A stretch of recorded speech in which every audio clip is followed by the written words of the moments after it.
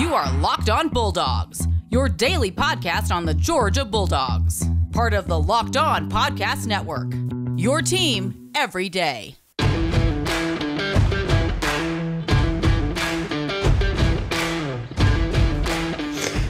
Hello and welcome to the Locked On Bulldogs podcast. I am Daniel. Clint's dancing. I don't know what's happening. Look, y'all, I'm not a dancing man. By the way, really quick, this episode is brought to you by Netsuite. Netsuite, best cloud financial software system there is. We'll get to them later. I'm not a dancing man. I don't have the body nor the coordination. I was kind of okay. I was kind of okay running in a very direct line and using my head as a battering ram. I was kind of okay at that. Very uncoordinated other aspects. But, y'all, I was dancing in the streets, literally out of the tunnel, out of Indianapolis, leaving Lucas Oil Stadium. And that's what this is about. We're dancing now because we're still champions. Hasn't been taken away. This just in can't be taken away. Can't. And we don't care. We actually actively encourage you to try to come take it from us because look, it's not going to end well.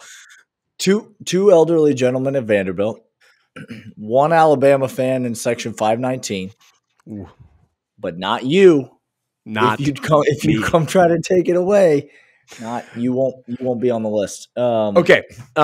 This is For Fans by Fans. This is Locked On Bulldogs here on the Locked On Podcast Network. We talked exclusively yesterday about red zone defense.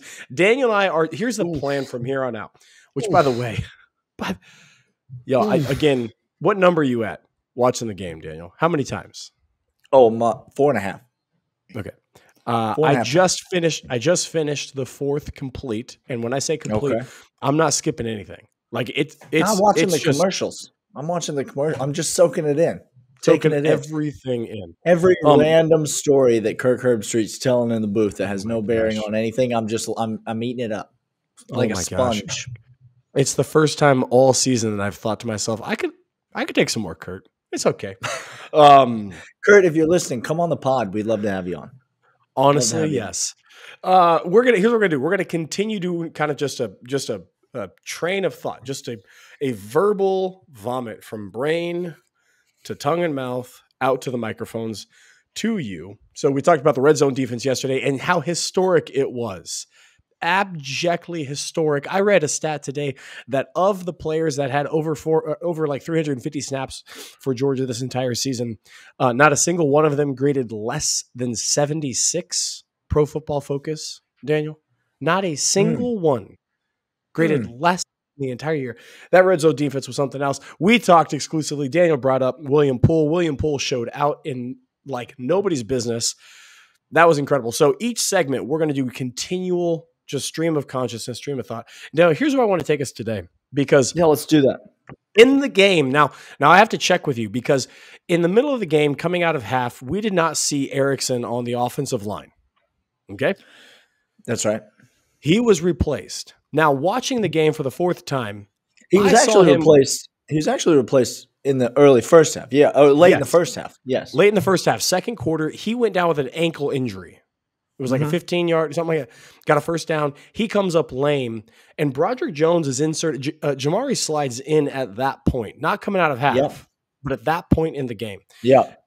And so I became very, very interested. From our seats, I was clearly able to see a lot that was going on. But Daniel, I just have to take a minute here. Sure. And we gush on Broderick Jones? I think we should.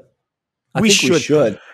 Again, best defensive player in this year, college football, Tim Anderson. Incredible. Will. No, it's Tim. It's Tim. It's not. It's Blade Slayton, and Tim Anderson, right? It could be. I'm not sure. Check back with me next year when he's playing football again. I'm not sure. Will Anderson playing football, and Georgia's won all the games that matter. I can name you whatever I want because Kirby Smart made you his daddy. And guess what? Dads get to dictate their children's names. So that's on you. Okay, Will Anderson played out of his mind in this game, but Broderick Jones, absolutely. Daniel, there was one run play. I saw him wash Tim or Will. Now I can't do it to myself. I can't undo it now that I've done the bit. No, you can't. Will Anderson gets washed out by Broderick Jones coming down, and it was a thing of beauty on that offensive line, Daniel. Now, Broderick Jones, remind me, Broderick Jones, senior season, headed off to the NFL. He's been really, really lots of snaps in the program, really accomplished, lots of time coaching up, lots of weight room, not a freshman, not first year pressed into action. Hang on. What if I told you that he is a redshirt freshman, Clint? Well, that's interesting. That's interesting that we would count in the biggest game of the entire year at a pinnacle of college football in a pressing need to get points, need to solidify, come back from behind to score and to win. We inserted a freshman left tackle, not a freshman left guard, not a freshman center, not a freshman H-back, freshman left tackle. And he go get you some, young man. He didn't just do admirably, he did excellent in this game. He did. Pass pro in the second half was notably better. Now, that a lot of that had to do with the fact that in the second half we were able to run the ball a lot more effectively, also due to improved performance from the offensive line. And so the offensive line was the biggest single deficit for the University of Georgia in the first half. Yes. Stetson Bennett came out. We said yesterday he came out and he looked rattled at the beginning of the game. Because he was rattled. He didn't look rattled. He was rattled. It looked too big for him. Looked like he was going to lose us this game before the game even got started. We talked about this yesterday on the pod. Alabama missed their opportunity with all of their players in the lineup. They missed their opportunity to take a commanding 10, 14, 17-point lead. Before Georgia even had a first down, Alabama had the opportunity to do that. They didn't do it. But this halftime adjustments from Kirby Smart, from Todd Monken, and why not just go Matt Luke as well? This halftime adjustments that were made by the offensive staff were some of the best that we've seen all year. And that was the story of the game, Clint. Third quarter still back and forth. But if you look, Georgia didn't dominate the third quarter like they dominated the fourth quarter. But that opening drive, Georgia receives the ball. They're moving right down the field. First down, first down, first down. And then the intentional grounding penalty on a great play call. But Alabama covered it. Kudos to Alabama. They covered it up, and Stetson did exactly what he was supposed to do. And yet we get this intentional grounding call. All of a sudden, it's a mile and a half to go for the first down. The drive stalls, and we go back and forth a few times. But the halftime adjustments were there, and the coaching staff deserves a lot of credit for that, Clint. Oh, but really, I want to talk about this running game. So I want to get into that second segment. So let's move on. Hey, Daniel, just a little sneak peek. Somebody got up into a full-blown lather. Daniel. Oh, we did. Oh, we did. Somebody's been waiting for that for a long, long, long time. And we're going to talk about it. We're going to give it its due. But first, we'll let you about Netsuite. This is it. The putt to win the tournament. If you sink it, the championship is yours. But on your backswing, your hat falls over your eyes. Is this how you're running your business? Poor visibility because you're still relying on spreadsheets, outdated finance software. To see the full picture, you need to upgrade to NetSuite by Oracle. I know John Tweet Sports has already got this on lockdown. He knows. He doesn't have his hat falling over his eyes because he is seeing everything clearly. We got to get John Tweet Sports back on the pod. Is he still alive? Did he make it back from Indianapolis? Can we confirm or deny? I cannot confirm. I left him at the gate, and what happened after that once he got on that plane, that's him. That's between him and his Lord. Like that's John Tweet Sports. Reach out to the people. Just let us know. Send up a flare. Let the people know. NetSuite is #1 cloud financial system to power your growth. It's got everything you need to grow all in one place: inventory, HR, planning, budgeting, and more. NetSuite can automate processes, close your books in no time while staying well ahead of the competition. 93% of businesses gained visibility and control after upgrading. Over 28,000 businesses already use NetSuite. For the new year, NetSuite has a new financing program for those ready to upgrade upgrade at netsuite.com/locked. Head to netsuite.com/locked for this special one-of-a-kind financing offer on the #1 financial system for growing businesses, netsuite.com/locked. All right, Clint, let's get into this running game because I was told many things, right? To be fair, lots of things were said during the season. I was told many things. Now, I'm not talking about during the season. I'm not coming after you here. This is a friendly podcast. There's no need for us to. Thank you. I had notes prepared for my mea culpa to Zeus. Like I was ready. Now, listen, you can cue up the formal apology music if you'd like, but that's not my business. I was told by some fine listeners and viewers to the program. By the way, subscribe to the YouTube channel. Hit us up on the audio podcast, Spotify, Stitcher Radio, Apple Podcasts, all those things. Love having you along for the ride. Yep. No Alabama fans anymore. It's just us Georgia fans here talking. So listen, we've cleaned a little house. All right, but they'll be back. Don't you worry. Daniel. Don't you worry. They'll be back. But I was told by some fine folks in the comments that Alabama's run defense was, quote, just as good as Georgia's. That's what I was told. Okay. Well, see, what had happened was. What had happened? Alabama rushed the ball for 30 yards in this game. No, that like in the first quarter, 30 yards, Daniel. In the first quarter. They rushed the ball for 30 yards in the game. Okay. Well.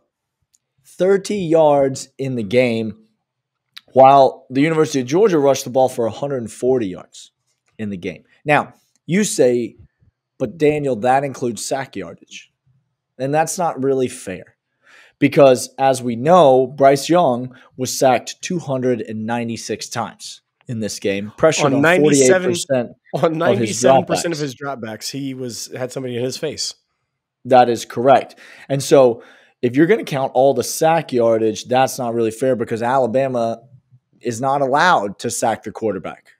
And so that shouldn't count. Well, if you take out the sack yardage, Georgia's running backs. Okay? Here we go. Georgia's running backs rushed for 164 yards in this game. Okay? Alabama's – go ahead. There you go. No, I was going to say – Alabama's running backs rushed for 73 yards in this game. That seems like a discrepancy between one team controlling the run game and the other not venturing anywhere near success. Brian Robinson averaged 3.1 yards. Trey Sanders, 2.5 yards. You want to talk about Georgia? Oh, okay. Talk to me about Georgia, because those don't seem like very high averages. Those are less than ideal. Those are what we call getting behind the sticks, not being on schedule, Daniel. Conversely, Zamir White averaged 6.5 yards per carry, and that's after an abysmal first half. Okay, Daniel? That's after an abysmal first half. 6.5 yards per carry. James Cook rips off the longest rush in college football playoff history. He did. He averaged 12.8. Kenny Mack was more that. By the way, really quick, that reception where he juggled that ball for that was, oh my gosh. He just kept catching it. He just 3 reception only counts as 1 catch. 3 receptions, 1 catch. 6.5 yards, 12.8 yards per carry, 1 touchdown. That's on 19 attempts. Now listen, that's 6.5 yards from Zamir. That's the most impressive thing about this game, because you mentioned it. Not a great start. And his long run of the game was 19 yards, Clint. He had 13 carries for 84 yards, and his long was only 19 yards, Clint. And boy, that 19-yard run, Clint, do you remember it? Right here. I think in this lobe, it's taking up this space right here. He did something to a person that you have been disrespectfully screaming that he was unable to do for his entire career, and he just put a man on the ground, Clint. He put a man, he didn't put a man on the ground by putting his shoulder into him, Daniel. No. He put a man on the ground from the knees down. He just went whoop.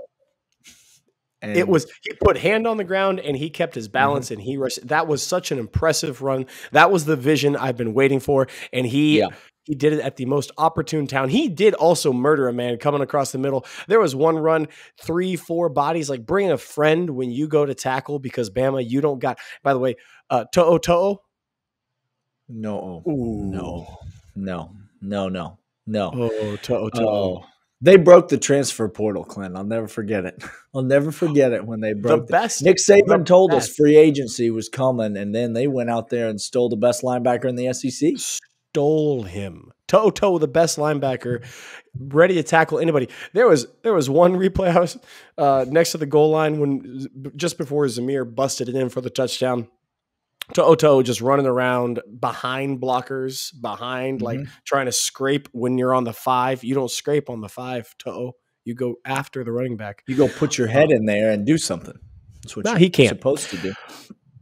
He can't. No, Zamir White was absolutely, abjectly one of the most important parts to the comeback, because they not only kept ahead of the chain, not only was a safety valve, not only was all of that, but most importantly, imposing himself on that defense that could not stop him, opened things up. If you think that changed the way Bama called plays on defense, that opened up the A.D. Mitchell, or I'm sorry, the A.D. Mitchell touchdown, and before that, the Burton throw on the sideline when they're in single coverage, single high with that.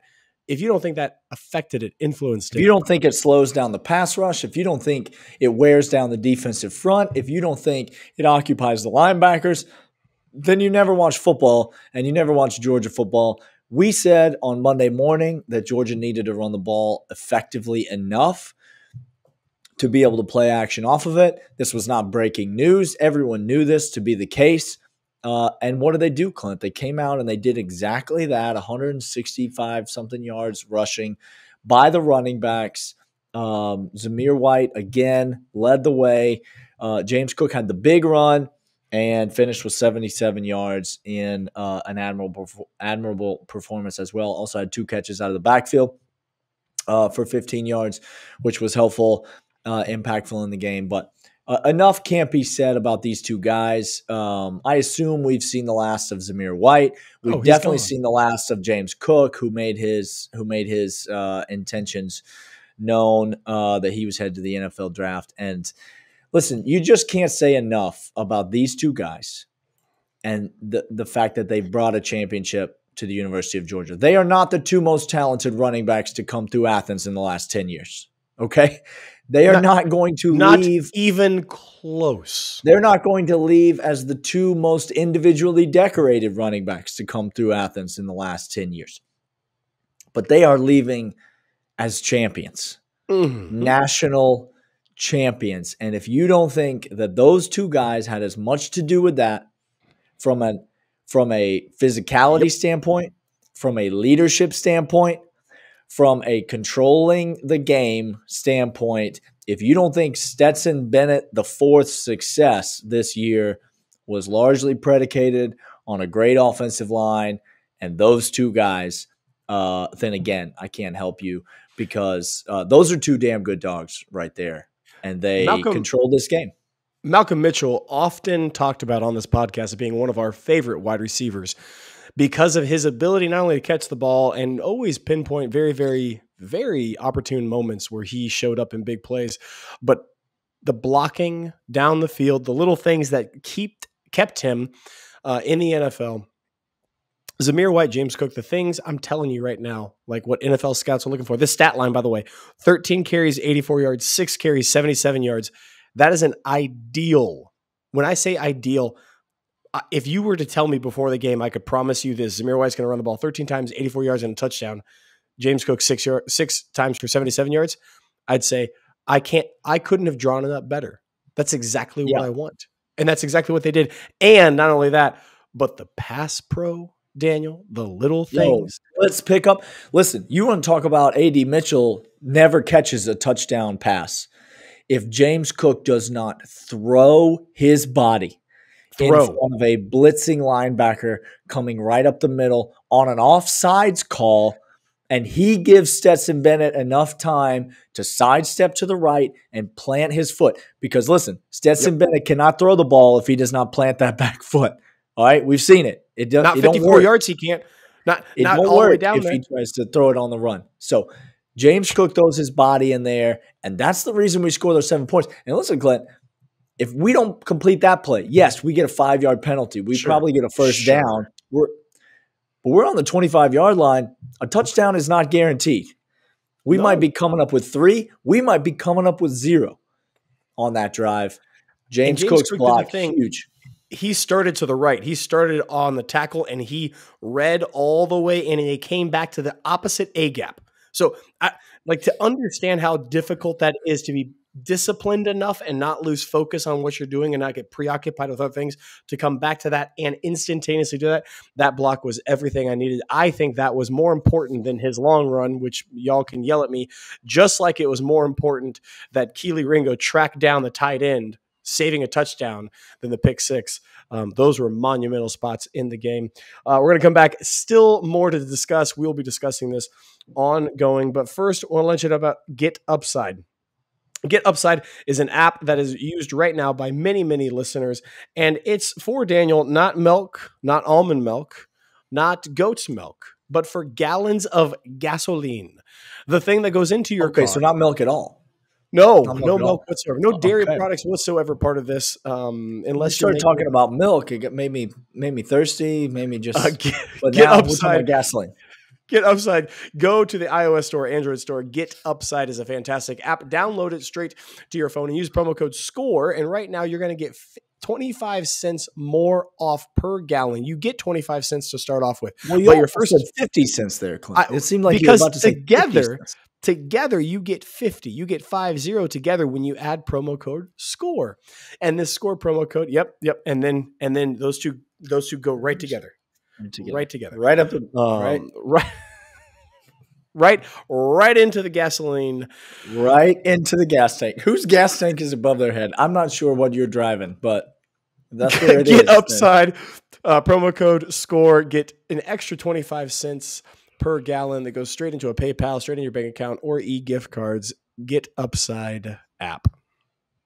College football fans, I've got good news. I've got bad news. Okay. What's good bad news is the bad news is the college football season is over. The Sad. good news is betonline.ag still has tons of stuff for you to place wagers on. And guess what, Clint? Masters coming. Coming. Well, the Masters is coming. Okay. March Madness is coming. Ooh. Okay. The NFL playoffs are coming. Ooh. Playoffs? The NBA is rounding into form. The NHL is in full swing. And, Clint, that's not even what I was going to say. What I was going to say is the account is quite recently flushed with cash. Our plus 750 preseason Georgia to win the Natty. Cash. Flush with cash. Okay, so if you are like us, and you have maybe cashed in on Georgia's incredible season, as you should have, because you've been paying attention, then you know that betonline.ag is your online sportsbook experts. And if you're not like us and you've missed the boat, there's still time for you to get in on the action. Go to betonline.ag, enter the promo code LOCKEDON, and you're going to get a 50% bonus on your initial deposit. That means you make a deposit. BetOnline.ag is just going to give you free money in the form of 50% of whatever you deposited. That means your account will very soon be flush with cash, which means you will have money to wager on Masters futures, on the NBA, on the NFL playoffs, on the NHL, college basketball, whatever it is, the sport of your choosing. BetOnline.ag has it. Over-unders, parlays, props, spreads, money lines, teasers, whatever you want, BetOnline has it. Go there right now, enter the promo code LOCKEDON for a 50% bonus on your initial deposit. BetOnline.ag, your online sportsbook expert. Okay, I took stream of consciousness for the second segment. Daniel, do you have something where you want to take us on this last segment of the day? All right. Well, I didn't know if I wanted to do it today or if I was going to hold on to it till tomorrow. Okay. So let me ask you, do you have anything else today or do we go to where I'm going to go or versus saving it for tomorrow? I'm going to give you an opportunity. Okay. By the way, this feels like a trick question. This feels like one of those times where your partner is like saying to you, "Okay, it's not." Well, it's not. I'm just saying. I have something. Okay, I have something, but I have a quick something. I have a very quick something. We'll see where we're at. We'll see where we're at after your quick something. Okay, Todd Monken's leaving Georgia, guys. Okay. This was what? Hold on. What are we doing? What are we doing now? What are we doing now? I'm telling you, if you don't know that, shame on you. Yeah, you go ahead and do that. Todd Monken is the best offensive coordinator that's ever been at UGA. Just a quick little, because I thought about this as I was watching the game. Beautiful, beautiful play call all the way around. Under the radar OC that's already in house, Daniel. He's got head coaching experience. Oh, he coaches the offensive line. I don't think so, Clint. I'm gonna push back. I don't think so. I'm just saying under the radar. I didn't say favorite. I'm just saying under the radar. Let's parlay this into some more conversation, Clint. Okay. We're not talking about next year yet. Okay. But it's the third. No. Wait, listen. I'm not mad about it. It's the third segment. This is kind of where we just dump stuff. This is why I didn't want to come out. Want to come out because I feel like it's more of a segment one type of conversation that I want to have. So this is a better. So I'm going to say that for tomorrow. This is a better segment 3 conversation for right now. Great. We're not talking about next year yet, but let's just humor me. We don't know what the quarterback situation is going to be next year. Kirby and Stetson Bennett both had some very enigmatic things to say about the quarterback situation for next year. It was a real cloak and dagger type situation on those interviews, y'all. And so if you want to pay money to subscribe to a service that will tell you that Kendall Milton is transferring, that's fine. You could do that, or you could just follow his dad on Twitter and look me in the eye. There is no insider or guru. Yeah, we've gotten out of the habit of saying that. So there's a lot of people who listen to the podcast that may have never heard us say that. But we're not insiders or gurus because those people don't exist. They don't exist. So we're fans. So as a fan, here's what I know. I know that Kirby Smart can be trusted. Do you know how I know that? Do you know how I know that? Because he took us to the promised land. He took us to the mountaintop. And he did it his way with his guy. He did it by saying, hey, all you Georgia fans. I live on the basement of the brownstone, and when I throw trash out, it goes out the window. It just goes right out the window of the brownstone. Okay. Kirby Smart can be trusted. Yes. Now, this defense, Clint, I'm not saying we're not going to have a bunch of talented players. I'm not saying the defense is not going to be good next year. But let's just go ahead and get it out in the open. The defense next year will not be nearly as good as it was this year. Okay? It won't be. Do you know why? Because it's one of the best defenses in the history of college football. So, yes, it won't be as good next year. Kirby is smart. Okay? I don't know what the quarterback situation is going to be. I don't know what the offensive coordinator situation is going to be because I agree with you. I do think the likely scenario is that Todd Monken goes back to the NFL. We don't have any inside information, by the way, on that. That's just speculation. Here's what I know. Kirby is going to hire an offensive coordinator that he needs for next year. You know what I'm saying? Oh, next year, Kirby Smart is going to try to score a lot of points. I really believe this. If you're a Georgia fan and you like offense, buckle up. Check back with me in September because I think things are about to get weird at Georgia offensively. I think you're going to see Kirby try to play some of the Alabama games that we've seen over the last few years when maybe Alabama's defense was not quite what it once was. Yep. And so they said, you know what? We need a guy in here that can go ahead and pitch it all over the yard. Now, we do not have the wide receiver talent that Alabama had. No. But we do have the pass catching talent that Alabama had. Do you see what he just did there? It's very important. It's very important to listen to that. Because Jermaine Burton is here, and that's good. But Brock great. Bowers is here. Ooh. Okay, Darnell is here. Ooh. A young man by the name of Oscar Delp is coming in. Lad McConkey. Okay? A.D. Mitchell's going to be here. Okay? Oh, man. So, whatever the quarterback situation is, we know the offensive line is going to be fairly stable. Losing a couple key pieces, but there's going to be some stability on the offensive line. We already like what we see out of the left tackle. I love the offensive line next year, by the way. Love the offensive line next year. Running game is going to be fine, but I think whoever the quarterback is, maybe it's Stetson Bennett, maybe it's not. I think they're going to be throwing it a lot, and I think Georgia's going to be scoring a lot of points next year because I think they're going to need to score some more points next year. All that being said, I think the offensive coordinator for Georgia next year is going to be somebody that Kirby knows is going to come in here and cut it loose. Because that's what Georgia's going to need to win next year. And likewise with the defense next year, we got some talented, just stud kids coming up. But they're going to be kids, a lot to replace. Jalen Kimber in the transfer portal, which was a little shocking to me. Did not think that was going to happen. Thought he was going to be playing over there opposite Keely Ringo. But I think next year you're going to see, yes, let's go ahead. Let's go for points. Conversely, this year we just said line up and come at us, and we won't allow you to get past us. Next year, I think we're going to have to be opportunistic and risk-taking D. So we blitzed a ton this year. I get that. More blitzes, more cutting routes, go for the pick, go for that interception, roll the dice is going to be heavy on that, not suffocating defense like this year. We're so talented guys, but I think you're absolutely right, Daniel. This offense next year, whoever's leading the charge. And this is exactly why I think Stetson doesn't have a guaranteed spot starting next year, even if he comes back, because this year's offense was predicated on knowing Stetson can run with his legs and get us some first downs and all that. But I think next year it's going to be a different beast of an offense. Some more reads, some more Bryce Young type stuff that we're going to need accuracy on. And again, look, just speculation. Time will tell. Time will tell. We will see.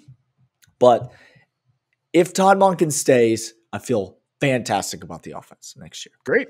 If Todd Monken goes, it's an opportunity for Kirby Smart to prove to us that he's committed to this style of football. The Todd Monken hire was the most important hire of Kirby Smart's entire life. Without question. Correct. Whoever becomes the new defensive coordinator, some of y'all been asking about that. Glenn Schumann, Will Muschamp. Don't care. Honestly, don't care. I do prefer that it would be Schumann because I think I would rather him not leave. I think there's less of a chance that Will Muschamp leaves. But the offensive coordinator hire, if Todd Monken does leave, is going to be a critical one. All right. I've teased it enough. Come back tomorrow and find out what this topic is that I want to talk about because are you going to share it? It is related to the opposing coach that Georgia just played, and it may or may not involve the word scared. The take might involve the word scared. If you're scared, say scared. I've been working on an analogy for this and for the good old boys club that is Dabo and Saban and the new guy in there. I've been working on an analogy, and y'all, that's going to be a spicy one. Hey, come back tomorrow. Locked On Bulldogs here, Locked On Podcast Network, your team every day. We will see you guys then.